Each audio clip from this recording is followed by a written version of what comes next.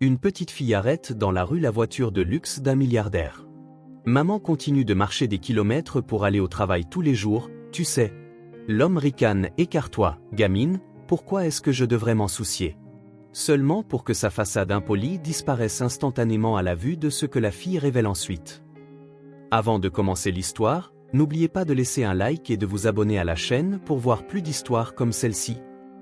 Le moteur de la Bentley ronronnait comme un chat gâté dans le chaos matinal du trafic manhattanais, son extérieur noir et élégant brillait malgré la crasse de la ville. Duncan Pierce était assis derrière le volant, tapotant du bout des doigts sur le cuir du volant, la mâchoire serrée tandis que les klaxons retentissaient autour de lui. Le GPS criait déjà des retards, mais Duncan n'écoutait pas, il avait une salle de conseil qui l'attendait pour une présentation qui trancherait 30% des coûts opérationnels d'un seul coup, des chiffres qui feraient sourire les investisseurs et feraient parler les médias. L'usine en question, une usine sans nom dans le nord de New York, n'était pour lui rien de plus qu'un point décimal. Il changea de voix de manière agressive, gagnant quelques cris furieux de la part des piétons, mais ne leur jeta même pas un regard. Ses boutons de manchette étaient faits sur mesure, son costume, une pièce de charbon taillée sur mesure, coûtait plus cher que le loyer mensuel de la plupart des gens. Il regarda l'heure, 12 minutes de retard, déjà inacceptable.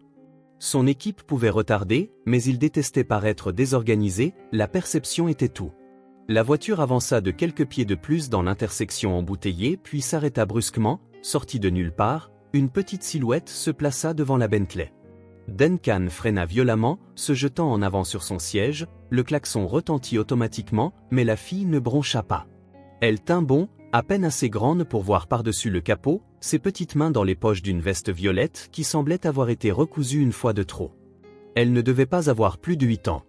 Furieux, Duncan ouvrit la portière et sortit, les semelles de ses chaussures cirées claquant sur le trottoir. Le trafic gonflait autour d'eux, impatient et bruyant, mais il ne vit que la fille. « T'es complètement folle, qu'est-ce que tu fais, gamine ?» La fille ne bougea pas, elle leva les yeux vers lui comme si elle avait attendu ce moment toute sa vie. Maman continue de marcher des kilomètres pour aller au travail tous les jours, tu sais. Ces mots ne firent d'abord aucun effet. Duncan cligna des yeux, plus irrité que confus. « Écarte-toi, dit-il en gesticulant vers sa montre. Pourquoi est-ce que je devrais m'en soucier ? Elle ne broncha pas, au lieu de cela, elle fouilla dans sa poche et en sortit quelque chose, plié et froissé, maintenu ensemble au bord par des années de manipulation. Elle l'ouvrit et le brandit comme un défi, c'était une photographie. Un jeune Duncan y figurait, portant un sweat à capuche, un jean et un sourire nerveux. Il se tenait à côté d'une femme, son visage s'était tourné vers lui en riant. Ses cheveux étaient alors plus longs, mais quelque chose dans son profil lui semblait familier. Il fixa la photo un instant de trop. « Tu ne te souviens vraiment pas d'elle, n'est-ce pas ?»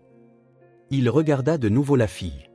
Elle ne cligna pas des yeux, gardant simplement la photo levée, tremblant un peu sous la brise. Duncan recula d'un pas, le souvenir tirait quelque chose à moitié enterré sous des années de costumes sur mesure et de conquête en salle de conseil. Sa bouche s'ouvrit puis se referma.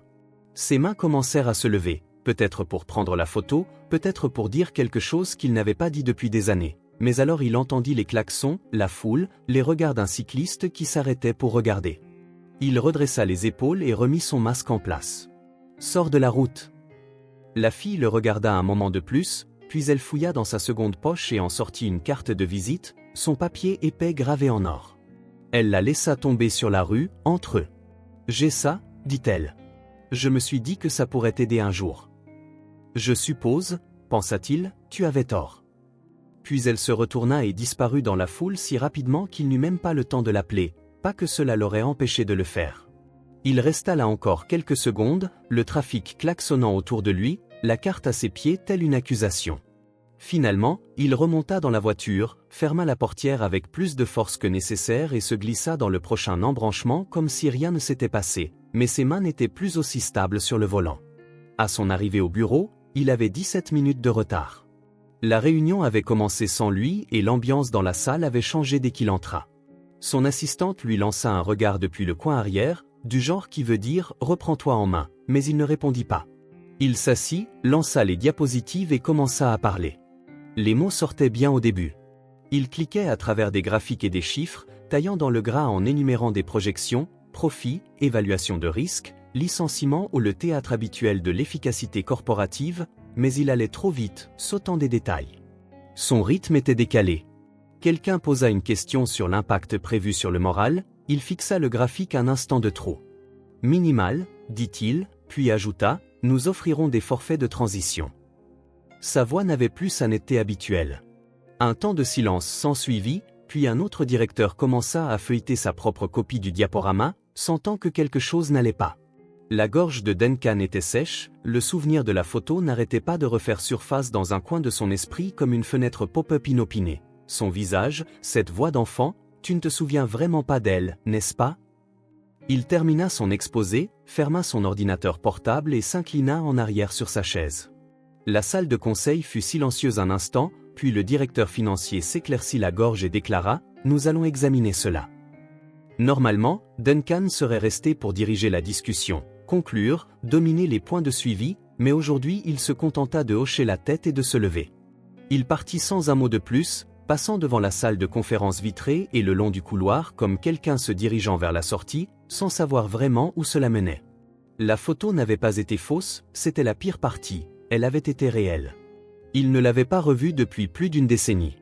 Maya, c'était son nom.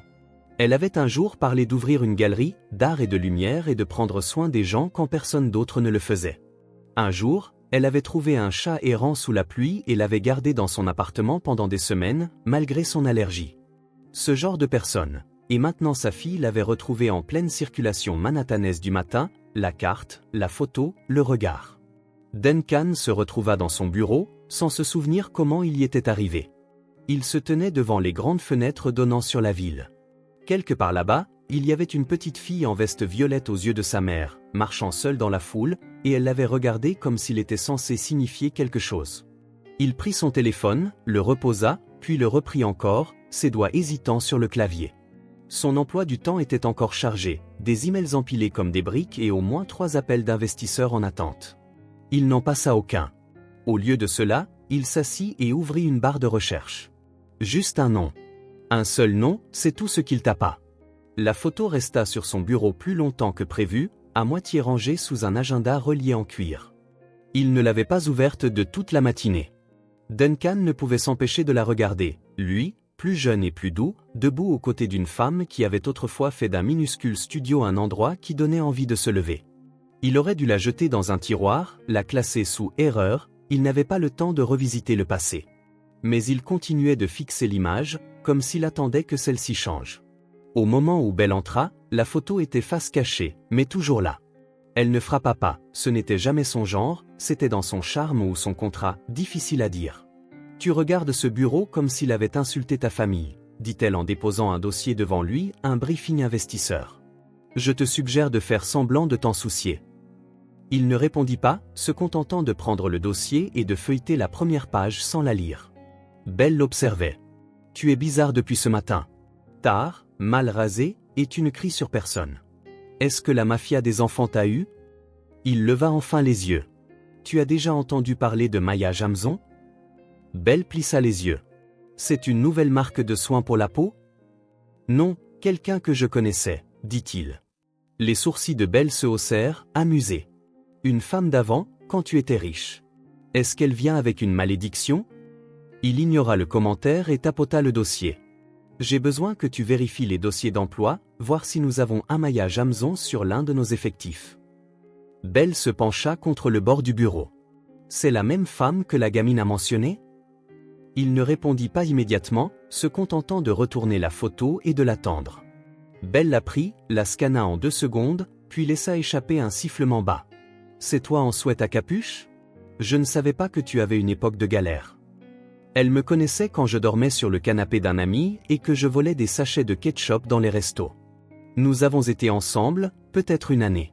Elle voulait aller à l'école pour étudier l'art, la peinture. Belle haussa un sourcil. « Et toi ? Tu voulais en sortir, sortir de cette vie, de la misère, de celui qui avait besoin d'aide. Tu l'as quitté, se dit-il. Je me disais que je lui faisais une faveur, ajouta-t-il. Belle lui rendit la photo, le ton inhabituellement calme. Fais-moi savoir si elle te poursuit en justice ou si nous revisitons simplement le scénario de ton film indépendant tragique. Duncan attendit que Belle parte pour ouvrir son ordinateur portable et approfondir ses recherches. Il fouilla dans d'anciens emails, examina des journaux d'employés archivés, puis lança son nom dans les bases de données internes. Il ne fallut pas longtemps, Maya Jamzon, technicienne d'étage langage corporatif pour concierge dans l'une de leurs plus petites usines, dans l'État, embauchée il y a 3 ans à temps partiel, sans contact d'urgence répertorié, habitant dans une ville à 1h30 de route.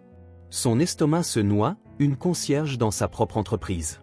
Il se laissa tomber dans sa chaise, regardant la ville comme si cela pouvait expliquer comment tout avait dérapé.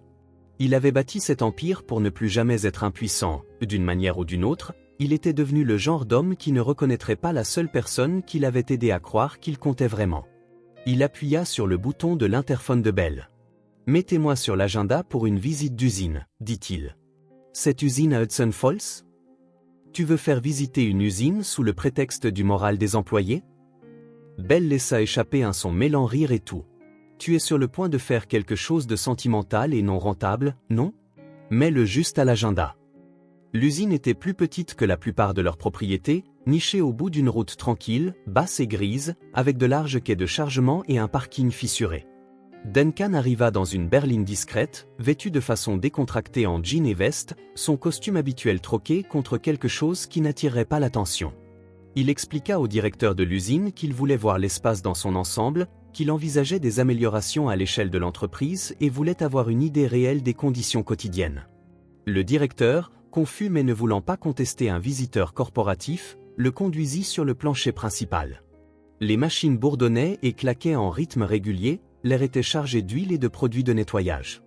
Duncan continuait de scruter les visages, certains ouvriers hochèrent poliment la tête, d'autres sourirent, et personne ne le regardait 2 fois jusqu'à ce qu'il la voie.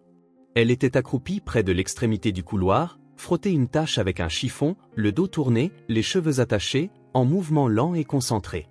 Elle portait une chemise surdimensionnée sous son gilet de travail, des chaussures qui semblaient trop fines pour l'emploi.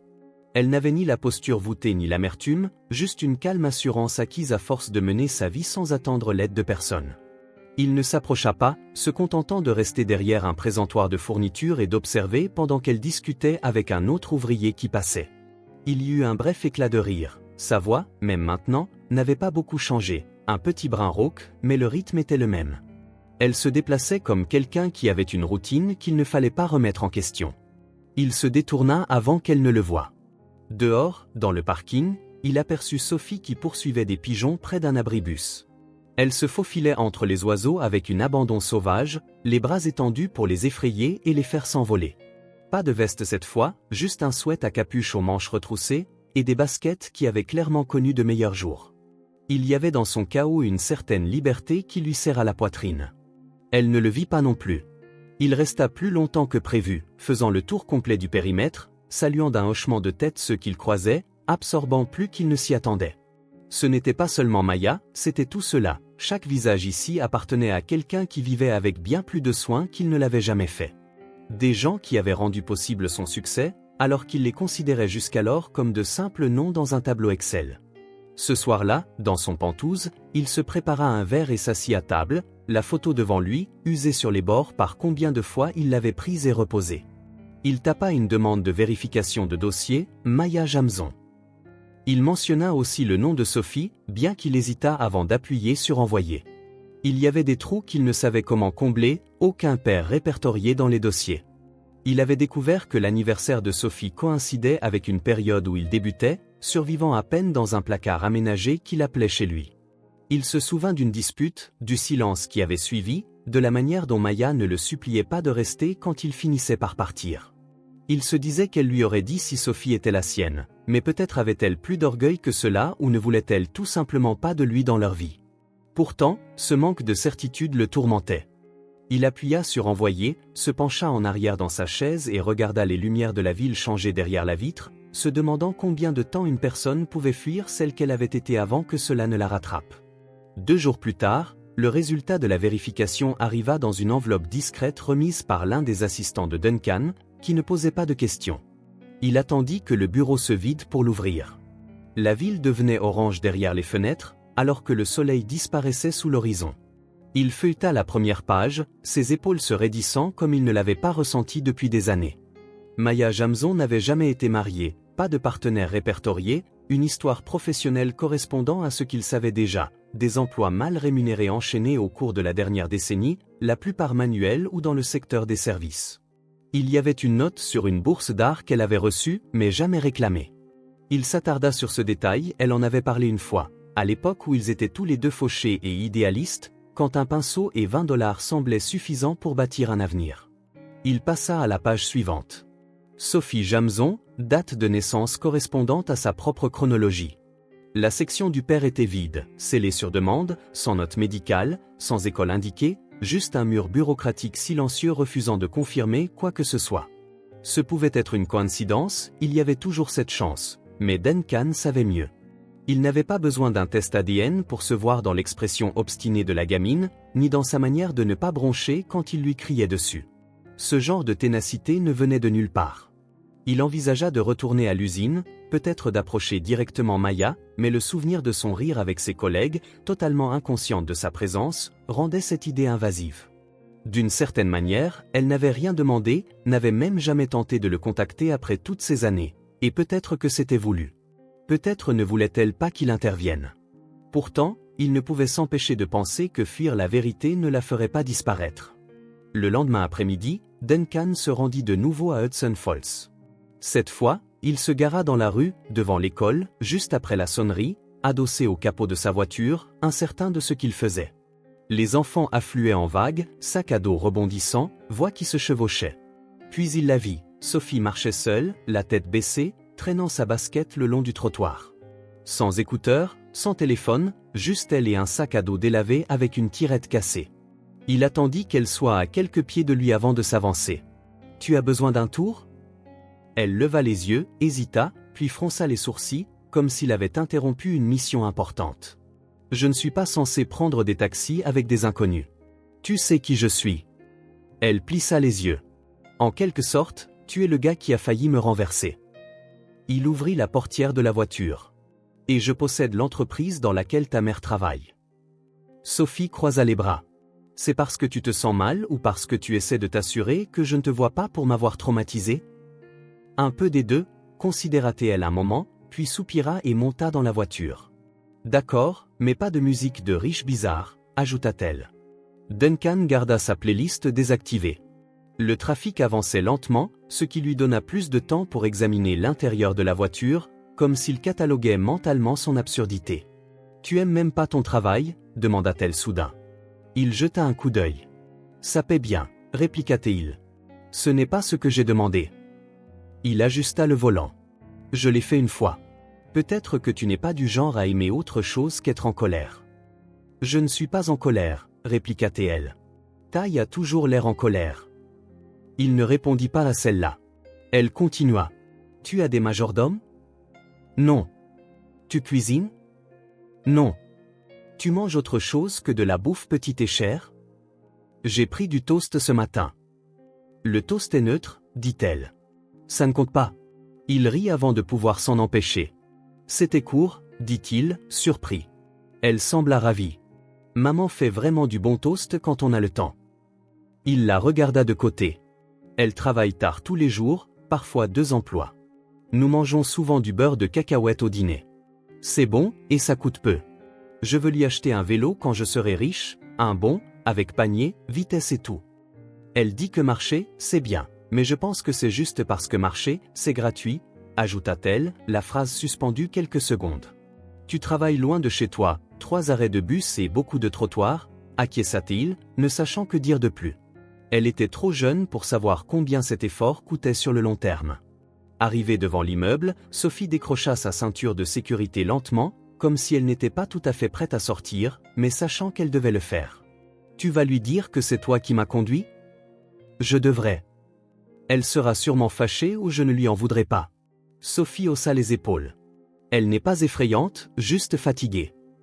La porte d'entrée s'ouvrit et Maya apparut, portant un petit sac de provisions d'une main et des clés de l'autre. Elle regarda autour d'elle, repéra la voiture et se dirigea vers elle. Duncan resta au volant. Sophie fit un signe de la main, puis se pencha et dit « Merci pour la balade et pour ne pas avoir mis de jazz, le jazz me fait sentir comme si j'étais dans un cabinet de dentiste. » Avant qu'il ne puisse répondre, elle sortit et se mit à courir pour rejoindre sa mère. Duncan garda la tête baissée, incertain que Maya puisse le reconnaître, elle ne le reconnut pas. Elle sourit poliment à travers la vitre, fit un petit signe de la main, puis se tourna vers l'immeuble, la main reposant légèrement sur l'épaule de Sophie alors qu'elles entraient.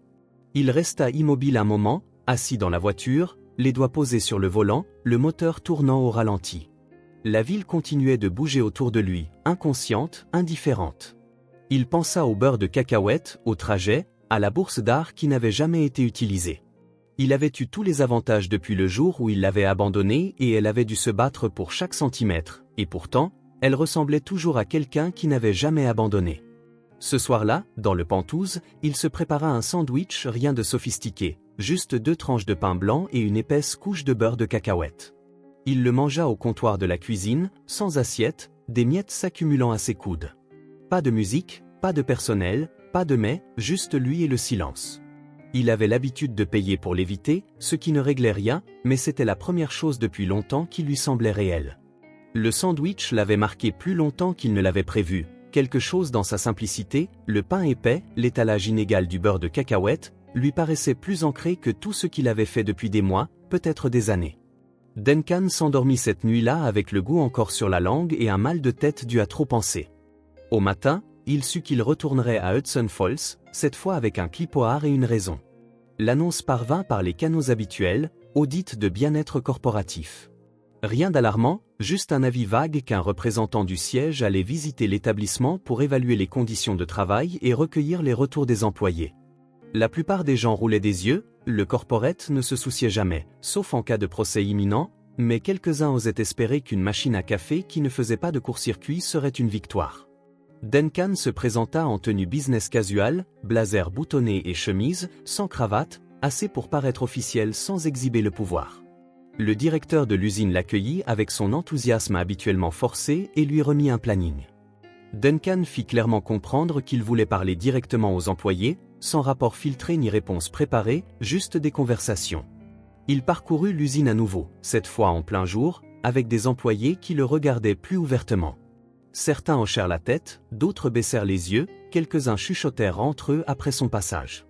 Duncan maintint un rythme constant, prenant des notes sur le coin d'un bloc vierge. L'éclairage était plus faible qu'il ne s'en souvenait, la salle de repos sentait les nouilles brûlées, les casiers ne se fermaient pas correctement. Maya n'était pas sur le plancher principal ce matin-là, mais son nom figurait sur la feuille d'horaire. Il demanda d'un air décontracté si elle faisait partie de l'équipe, et quelqu'un indiqua le couloir de maintenance.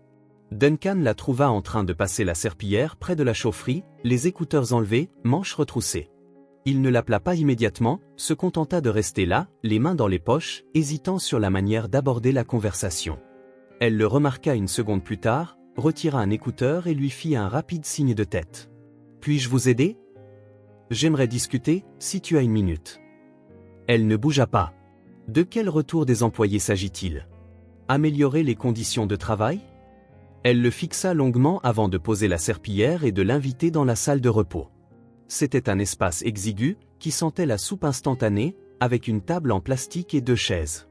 Elle s'assit sans attendre. « Tu perds ton temps, dit-elle. Personne du siège ne change vraiment quoi que ce soit, ils écrivent juste des rapports et passent à autre chose. J'essaie de changer cela. Pourquoi ? Il hésita. Tu es le gars, celui de la voiture, que je ne reconnaissais pas. Il hocha une fois la tête. Je ne m'attendais certainement pas à te revoir. Vraiment, je ne m'attendais à rien de tout cela. Elle croisa les bras. Et alors ? Tu vas me faire un discours sur comment tu as changé et que tu veux arranger les choses ? Non, dit-il. Je suis venu voir comment les choses se passent réellement. J'ai dirigé cette entreprise de loin trop longtemps. Eh bien, nous avons survécu de loin aussi. Je ne suis pas là pour offrir des aides gratuites. Elle se pencha. Tant mieux, parce que je n'en veux pas. J'ai postulé pour ce job comme tout le monde. J'arrive, je travaille et je rentre chez moi. Tu ne me dois rien. L'esprit de Sophie ne s'embrouilla-t-il pas ? Elle resta silencieuse après un long moment, puis déclara. Ce n'est pas une conversation que j'ai envie d'avoir ici. Il hocha la tête. Très bien, laisse-moi dire ceci, je suis désolé. Elle plissa les yeux. Pas seulement pour être parti, ajouta-t-il, mais pour être devenu le genre d'homme qui ne se soucie pas, qui ne regarde pas quelqu'un comme toi, quelqu'un qui a tout sacrifié pour croire en moi et faire semblant que rien n'avait d'importance. Son visage ne s'adoucit pas, mais elle ne détourna pas non plus le regard. « Je dois retourner au travail, dit-elle.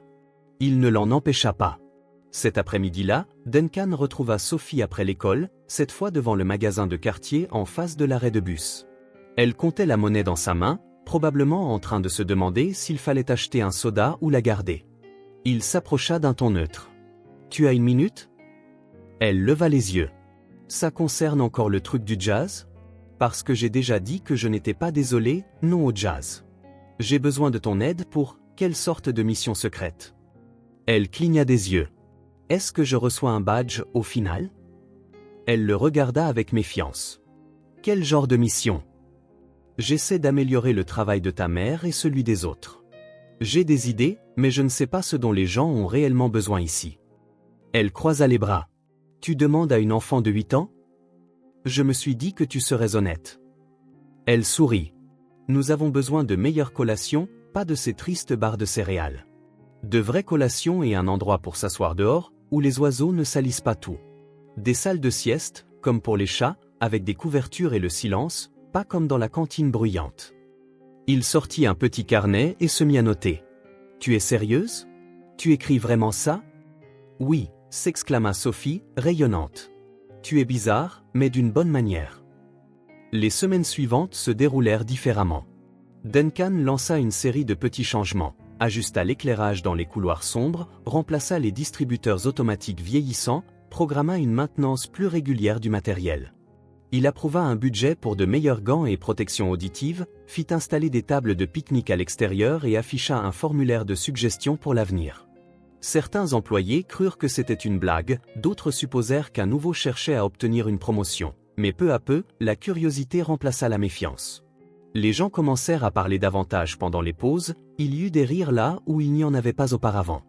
Belle, qui observait de son haut rang corporatif, n'était pas amusée. « Tu te transformes en personnage de comédie romantique », dit-elle lors d'un appel vidéo. « La prochaine chose que je sais, c'est que tu feras des muffins et apprendras à tricoter. » « Peut-être, » répondit Duncan, presque en souriant. « Ou peut-être que je deviens quelqu'un que je n'ai plus de haine pour. » Elle le fixa un instant. « C'est à cause de la gamine ? » ?»« C'est parce que j'ai enfin arrêté de faire comme si de rien n'était. » Belle roula des yeux. « Très bien, mais ne me demande pas d'approuver des salles de sieste non plus, c'est trop tard pour ça. » À la fin du mois, le rapport de l'audit de bien-être fut techniquement un succès, bien que Duncan ne le déposât formellement jamais. Pour une fois, il ne se concentrait pas sur les résultats. Il observait quelque chose grandir, lentement, inégalement, mais avec un but, et il ne se rappelait plus la dernière fois où cela avait vraiment compté pour lui. Ce qui le surprit le plus, ce ne furent pas les changements dans l'usine ou la façon dont les gens commencèrent à le saluer comme s'il n'était plus une menace, mais Sophie, qui continuait d'apporter des idées, des opinions et des blagues absurdes qui, d'une manière ou d'une autre, touchaient toujours leur cible. Elle parlait de paniers de vélo, de céréales et de ce dont rêvait sa mère avant que tout ne devienne difficile, et elle ne demandait rien, tout comme Maya. Elle gardait ses distances, mais n'évitait plus complètement son regard. Il y avait des hochements de tête dans le couloir, de brèves remarques sur des problèmes de maintenance, de petits signes qu'un changement était en cours, même s'il ne savait pas encore où cela les menait. Pour l'instant, cela suffisait. Les premiers signes de problème apparurent, dissimulés dans un email qui ne paraissait pas urgent. Duncan parcourut la ligne d'objets et faillit le supprimer sans l'ouvrir. C'était une mise à jour investisseur standard, de routine, inoffensive, mais dès qu'il cliqua, les mots se déployèrent rapidement. Un investisseur majeur se retirait, invoquant un décalage stratégique et des inquiétudes concernant les récents changements dans les priorités opérationnelles. Cet investisseur contrôlait une part considérable de la structure de capital de l'entreprise, le genre de retrait qui rendait les autres investisseurs nerveux, ce qui fit chuter l'action, ce qui mit le conseil d'administration en furie. En 48 heures, les chiffres avaient baissé juste assez pour déclencher des alarmes. Une chute de 10% de la valorisation n'était pas catastrophique, mais suffisait à déclencher des appels. D'abord le directeur financier, puis 2 membres du conseil, puis Belle fit irruption dans son bureau telle une auditrice en solo. « Il faut changer de cap », dit-elle en déposant un document imprimé sur son bureau. « Nous saignons. Tu te fais des câlins avec les concierges pendant que l'entreprise perd la confiance des investisseurs. »« Je ne me fais des câlins avec personne », répliqua Duncan, sans lever les yeux. « Tu as cessé de te comporter comme un associé. » Ce coup d'éclat à l'usine, l'éclairage, les collations, ses missions secrètes avec des enfants. C'est quoi, ce camp d'été? C'était la bonne chose à faire, la chose coûteuse à faire. Ce n'est plus un luxe que nous pouvons nous permettre. Il se renversa dans sa chaise, les doigts jointés. L'efficacité, ce n'est pas qu'une question de chiffres. C'est aussi une question de personnes, de rétention, de morale, de sécurité. À long terme, ça coûte moins cher. Belle croisa les bras. Tu ressembles à un TED Talk ambulant, et pendant que tu prêches, l'action dégringole et le conseil veut des comptes. S'ils ne coupent pas dans les dépenses, ils te commenceront par toi. Duncan resta silencieux un moment, puis ouvrit son ordinateur portable et fit apparaître la liste des employés aux 1000 noms. Il la parcourut plus lentement que d'habitude.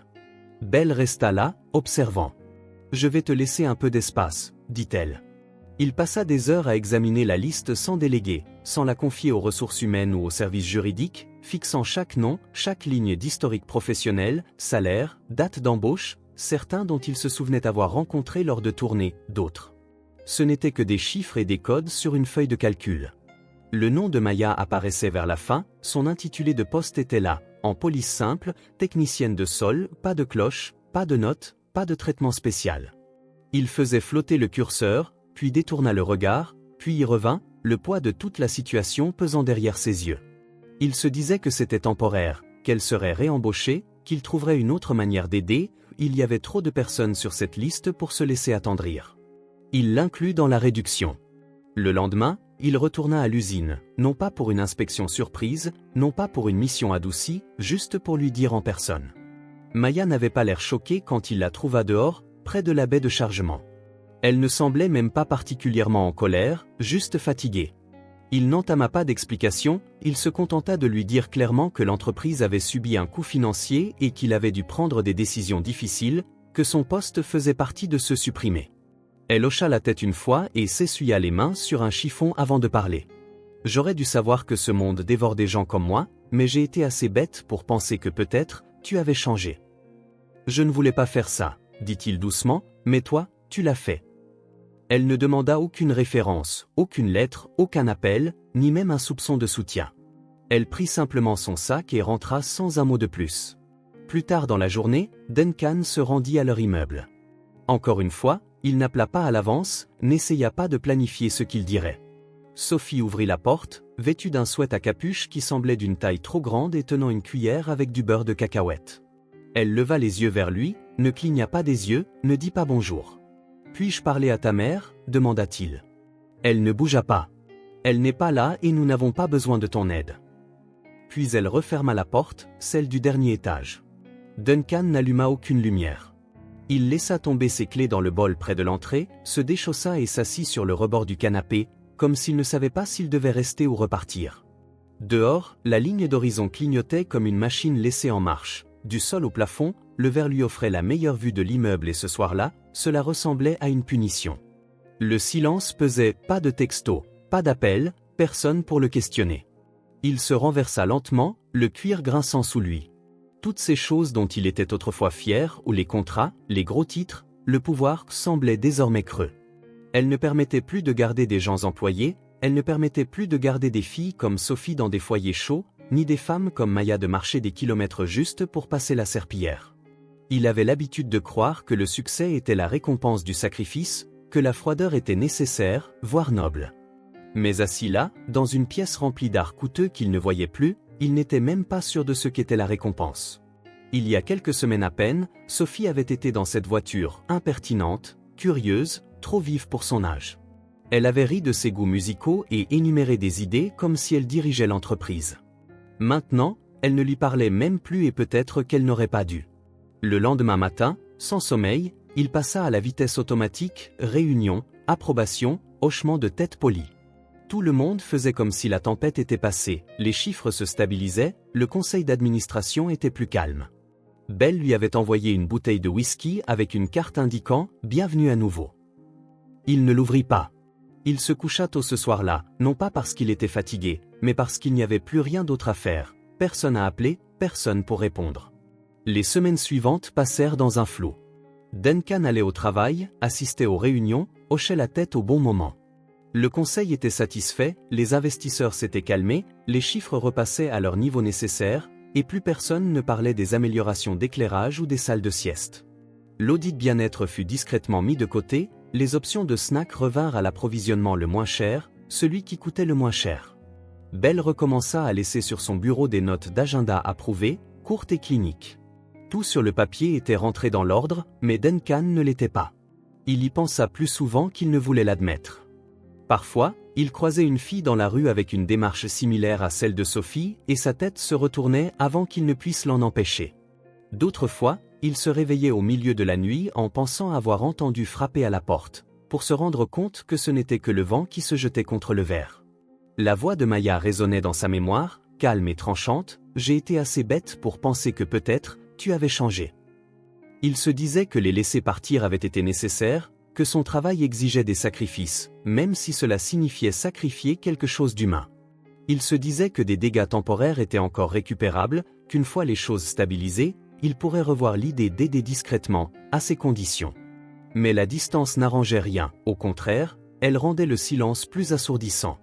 Un après-midi, alors qu'il sortait d'une session de planification trimestrielle déjà bien entamée et qu'il était à mi-chemin de la rédaction d'un texto à Bellal au sujet de la restructuration d'une division sous-performante, il entendit une voix derrière lui, pas forte, pas en colère, juste là. « Tu as viré maman, on a perdu l'appartement. » Il se figea, incertain d'avoir bien entendu, et puis il la vit. Sophie se tenait dans le couloir, tenant un sac poubelle noir presque aussi grand qu'elle.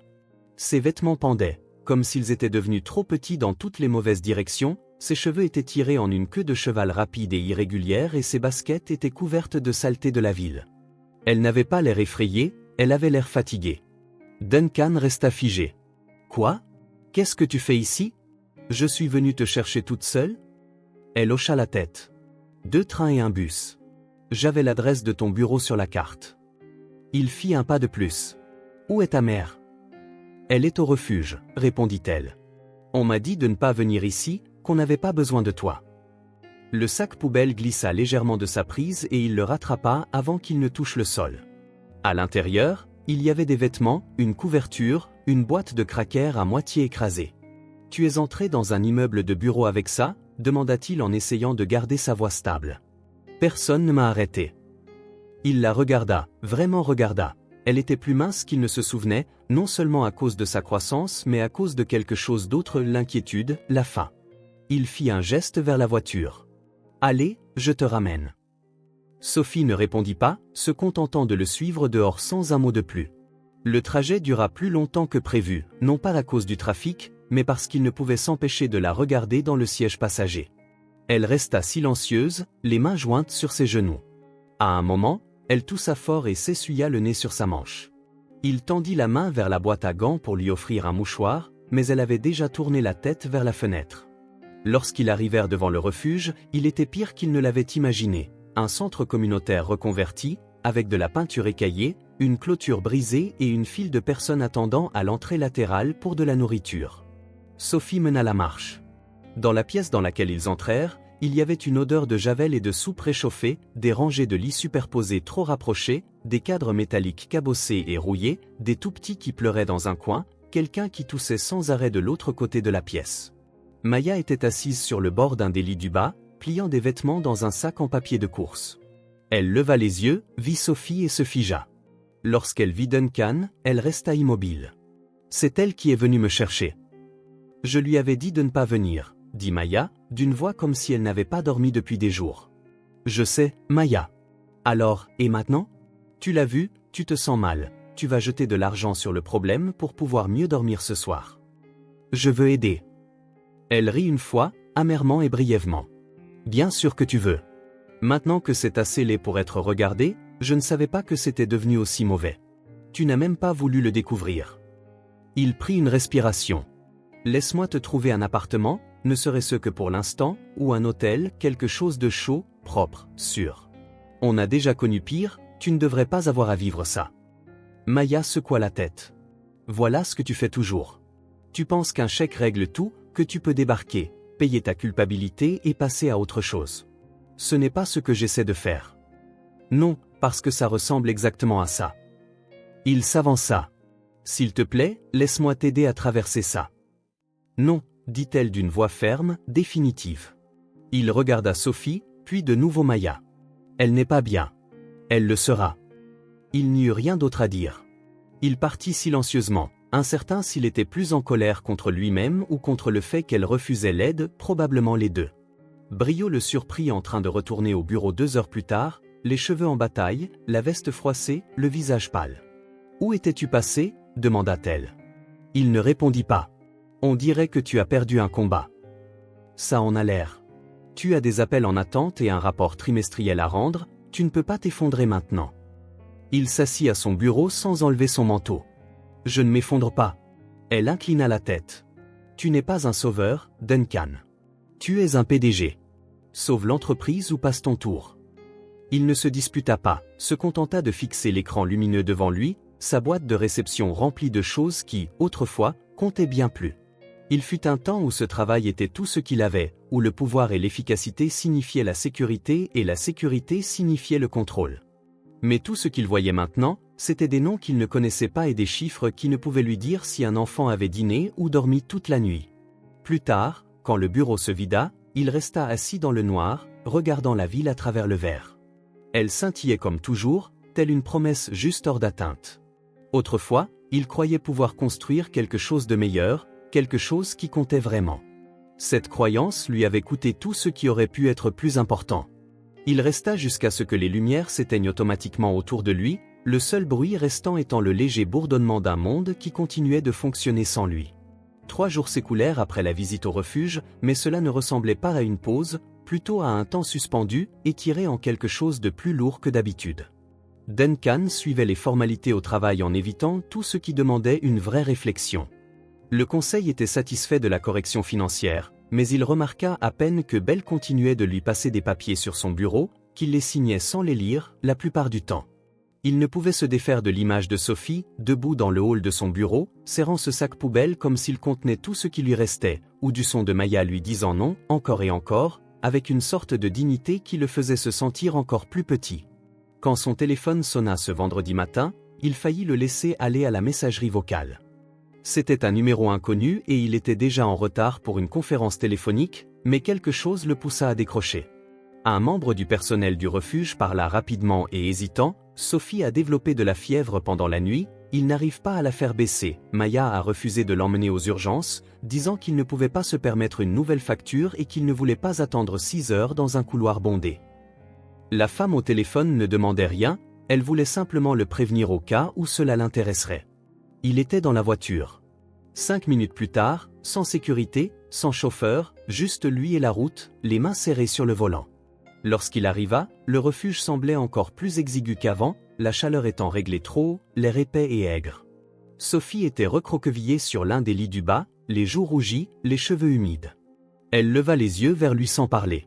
Maya se tenait à proximité, les bras croisés, le visage crispé par la frustration et l'inquiétude. Elle ne demanda pas pourquoi il était là. « J'ai amené mon médecin », dit Duncan en jetant un coup d'œil vers la porte où un homme en manteau impeccable attendait avec un sac médical. « Maya, ne bouge pas, elle se repose, elle brûle, nous gérons la situation. » Non, ce n'est pas le cas. Elle ouvrit la bouche pour reprendre, mais Sophie toussa faiblement et se recroquevilla plus étroitement. « Ça suffit. »« S'il te plaît, dit doucement Duncan, laisse-moi juste l'aider. » Maya hésita, puis hocha la tête une fois. Ils la soulevèrent avec précaution et la portèrent jusqu'à sa voiture, enveloppée dans une vieille couverture. Elle ne résista pas, marmonnant juste quelque chose à propos de son sac à dos. Maya monta à l'arrière, silencieuse tout le trajet, le médecin la suivant dans une seconde voiture, appelant déjà à l'avance pour des fournitures au dernier étage. Sophie ouvrit à peine les yeux quand ils la montèrent, l'endroit semblait étranger, même pour Duncan, trop propre, trop parfait. Il n'avait jamais amené un enfant ici avant, encore moins un enfant qui venait de quitter un refuge pour sans-abri avec une fièvre de 102 degrés. Il les installa dans la chambre d'amis, même si Sophie insistait qu'elle allait bien. Lorsqu'ils la couchèrent, elle se pencha probablement pour vomir sur le tapis. Duncan ne broncha même pas. Maya, entendant un chiffon pour elle, s'en chargea pendant que le médecin prenait ses constantes, imperturbables. Duncan dit à la femme de ménage de jeter le tapis plus tard. Une fois Sophie finalement reposée et que ses fluides commençaient à baisser, Duncan et Maya se retrouvèrent dans la cuisine. « Ce silence est trop pesant pour qu'on ne parle pas, dit-il. »« Je ne voulais pas en arriver là, dit-elle en s'appuyant sur le comptoir. »« Tu dis toujours ça. »« Je ne savais pas à quel point c'était grave. »« Tu n'as pas demandé, je pensais que si je te laissais de l'espace, tu viendrais vers moi quand tu serais prêt. Tu n'as pas l'habitude qu'on te rejette. Moi, je ne m'inquiète pas de ce qui arrive après. » Maya laissa échapper un rire fatigué, sans animosité. « Au moins, tu es honnête. » Il ouvrit le frigo, ne trouvant rien qu'elle reconnaissait comme comestible. Il prit plutôt une miche de pain et un pot de beurre de cacahuète. « As-tu déjà pensé à cette fois où tu as essayé de faire cuire des pâtes dans une cafetière ?» demanda-t-elle. C'était de l'innovation, c'était du désespoir. Ils rirent, un rire qui surprend par sa sincérité, parce que cela semblait trop normal, trop humain. Il lui tendit une tranche de pain grillé et se prit une tranche pour lui-même. Ils s'assirent à la table de la cuisine comme il y a 10 ans, à l'époque où partager un dîner était un événement et où tout ce qu'il possédait tenait dans 2 valises. « J'avais peur, dit-il après une minute. À l'époque, de tout, de rester pauvre, de ne jamais sortir, de te traîner avec moi. Alors tu es parti. Je pensais que c'était la bonne chose à faire. » Probablement que oui, dit-elle. Mais intelligent ne veut pas dire bon. Il la regarda. « Pourquoi ne m'as-tu pas parlé de Sophie ? Je ne voulais pas qu'elle devienne le regret de quelqu'un, je ne voulais pas qu'elle grandisse en se disant qu'elle était un problème à résoudre. » Duncan ne répondit pas. Il n'y avait pas grand-chose à dire qui puisse arranger les choses. Dans les jours suivants, Sophie reprit rapidement des forces. Sa fièvre tomba et elle demanda des crackers, puis des céréales, puis un jus très spécifique que Duncan ne connaissait pas jusqu'à ce que Maya l'emmène au magasin pour l'acheter. Ils passèrent les matinées à aider Sophie avec ses cahiers d'exercice, les après-midi à la regarder faire la sieste et les soirées à essayer de préparer de la vraie nourriture dans une cuisine qui n'avait manifestement jamais été utilisée de manière pratique. Duncan déclencha l'alarme incendie 2 fois, Maya fit faillir de brûler des pâtes, et Sophie, depuis le canapé, criait des conseils utiles comme « Ne mets pas le feu cette fois ». Ils trouvèrent un rythme qui n'avait rien de simulé. Maya gérait les petites choses ou les emplois du temps, les médicaments, l'heure du coucher, et Duncan s'occupait du reste. Courses, lessive, vaisselle qui n'appartenait à personne. Il se retrouva à manger du pain grillé avec eux tous les matins, de la soupe le soir, sans vin, sans réservation, sans gros titre ou juste le bruit discret de quelqu'un d'autre se déplaçant dans le même espace. Il n'insista plus pour obtenir des explications, il ne mentionna plus le refuge, ni le travail, ni même l'entreprise. Ce n'est que tard une nuit, quand Sophie fut enfin couchée tôt et que l'appartement était devenu silencieux, qu'il déclara « Je veux changer les choses, vraiment les changer ou l'entreprise, la structure. Ça ne peut plus se résumer à sauver les apparences, il faut que ce soit mieux. » Maya ne parut pas surprise. « Pourquoi maintenant ? » « Parce que je ne peux plus faire semblant que ce que nous faisons n'affecte pas les gens. Je vois ce qui se passe quand cela arrive. » Elle hocha lentement la tête. « Ce sera plus difficile que tu ne le penses. Les gens ne veulent pas de justice, ils veulent de la rapidité. Alors je prendrai mon temps. Les gens n'ont pas besoin de héros, Duncan, ils ont besoin de gens honnêtes. » Il ne répliqua pas. Ils restèrent un moment ensemble, sans plus de mots, sans décision, juste le doux bourdonnement d'un nouveau genre de vie qui s'installait dans les recoins de sa maison, et pour une fois, il n'avait pas envie d'y fuir. La convalescence de Sophie fut rapide. Dès que la fièvre cessa, en quelques jours, elle retrouva sa langue acérée habituelle, réclamant des pancakes et appelant les chemises de costume de Duncan des « pyjamas d'affaires ». Elle passait ses matinées à dessiner avec des marqueurs épais, des gribouillis à moitié terminés s'accumulant sur la table à manger. Maya commença à se détendre un peu aussi, bien qu'elle ne l'ait jamais exprimé clairement. Les lignes de ses épaules s'adoucirent, elle riait plus facilement, ne sursautait pas lorsque Duncan proposait de l'aider à préparer le dîner ou à plier le linge sans qu'elle le demande.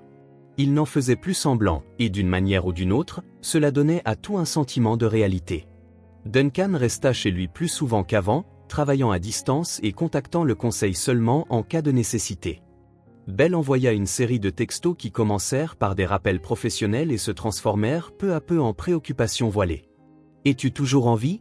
As-tu troqué tes costumes contre du flanelle ? Devrais-je organiser une intervention ? » Il en ignora la plupart, sauf celui où elle lui demanda « Tu sais ce que tu fais ?» À cela, il répondit simplement « Pas encore, mais ça semble juste. » Une nuit, après que Sophie fut couchée tôt et que l'appartement fut devenu silencieux, Duncan se retrouva à flâner dans le couloir juste devant sa porte. Le doux bourdonnement de sa machine à bruit blanc s'échappait par l'entrebâillement, étouffant sa respiration légère. La lumière du couloir filtrait juste assez pour qu'il voie le dessin qu'elle avait collé au mur à côté de son lit, une version plus récente de celui qu'elle avait déjà réalisé, les mêmes 3 silhouettes, cette fois se tenant la main. La maison derrière, elles arboraient des fleurs dans les jardinières, un chien était apparu, remuant la queue dans un coin, et en dessous, elle avait écrit « Notre vraie vie ». Duncan resta là plus longtemps qu'il ne l'avait prévu, une main appuyée contre le cadre de la porte. Pendant tant d'années, il avait poursuivi des choses qui semblaient importantes, des parts de marché, de l'influence, du contrôle, mais rien ne l'avait jamais comblé autant que ces derniers mois. Ce n'avait pas été facile, il y eut des conversations difficiles, des nuits interminables, des moments où de vieilles habitudes faillirent le ramener à l'homme qu'il était autrefois. Mais Maya n'attendait pas la perfection, et Sophie ne demandait jamais de promesses. Elle voulait juste qu'il soit présent, et il l'était, chaque jour. Il préparait le dîner, sortait les poubelles, aidait pour les devoirs de mathématiques, même quand il ne se souvenait plus comment faire la division longue. Maya le rejoignit dans le couloir, pieds nus, sirotant du thé dans une tasse ébréchée que Sophie avait insisté pour garder parce qu'elle avait du caractère. Elle se pencha contre le mur en face de lui et le regarda avec quelque chose de plus doux que de l'approbation, quelque chose comme de la paix. Je pensais que le monde ne laissait de la place qu'aux gens qui l'exigeaient, que si je ne poussais pas constamment, je disparaîtrais, dit-il. Elle ne l'interrompit pas, le laissa continuer. Mais cette vie avec toi et Sophie, ce n'est ni bruyant ni tapac sans grave l'œil et pourtant, cela semble plus solide que tout ce que j'ai construit. Maya sourit faiblement. C'est parce que c'est réel. Tu ne l'as pas acheté, tu l'as construit. Il hocha la tête. Je crois que je courais toujours après quelque chose qui ressemblait à un foyer, je ne l'avais tout simplement pas reconnu jusqu'à ce qu'il vienne heurter la vitre de ma voiture en pleine circulation à Manhattan. Elle rit doucement. Elle a vraiment le chic du dramatique, je me demande d'où ça lui vient. Ils sourirent tous les deux, puis tombèrent dans un silence confortable. Finalement, Maya posa sa main sur son bras. « Tu vas bien, Duncan ?» Il se tourna vers elle. « Toi aussi ?» Ils restèrent là encore un moment, côte à côte, dans le couloir devant la porte de la fille qui les avait recousus sans même s'en rendre compte, une fille qui se fichait des bilans ou des réunions du conseil, qui voulait juste que sa mère cesse de marcher des kilomètres pour aller travailler, et son père, parce que, oui, Duncan était devenu ça, quelqu'un qui restait, et il resterait. Ils se couchèrent cette nuit, dans la confiance tranquille d'une vie qui n'attendait plus à commencer. Et quand le matin arriva avec ses renversements en série, ses chaussettes dépareillées et ses projets scolaires oubliés, ils y firent face ensemble, car parfois, une seconde chance ne vient pas avec des fanfares, elle arrive discrètement, enveloppée dans de petits moments, des sandwichs au beurre de cacahuètes, des dessins enfantins, un silence partagé dans le noir, et parfois, si on a de la chance, elle se transforme en le genre de vie dont on ne savait pas qu'on avait besoin, mais qu'on ne changerait pour rien au monde. Ils n'étaient pas parfaits, mais ils étaient entiers, et c'était plus que suffisant. Si cette histoire vous a plu, n'oubliez pas de laisser un like, ça aide vraiment la chaîne. Et si vous voulez d'autres histoires réconfortantes et émouvantes comme celle-ci, abonnez-vous et activez les notifications pour ne jamais manquer une nouvelle vidéo. Dites-moi en commentaire ce que vous en avez pensé, j'aimerais beaucoup connaître vos réactions. Merci d'avoir regardé et on se retrouve dans la prochaine histoire.